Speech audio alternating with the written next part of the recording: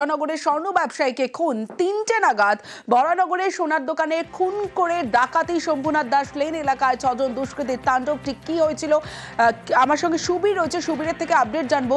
সুবীর, এখনো পর্যন্ত কি আপডেট? এই দোকানের আশপাশে দুপুরবেলা স্বাভাবিকভাবেই অন্যান্য দোকান নিশ্চয়ই বন্ধ ছিল, সেই সুযোগটাই কি কাজে লাগিয়েছে কোনো সিসি ক্যামেরা ফুটেজ আশপাশে?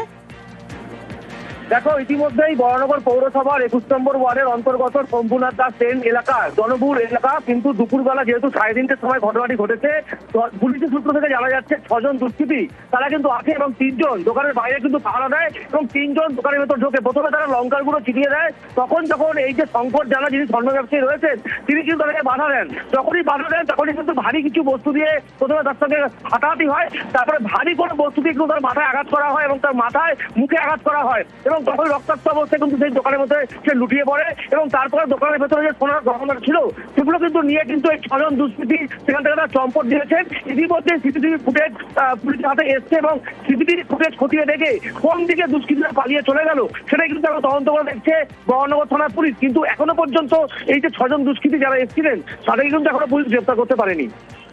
বেশ সুবীর।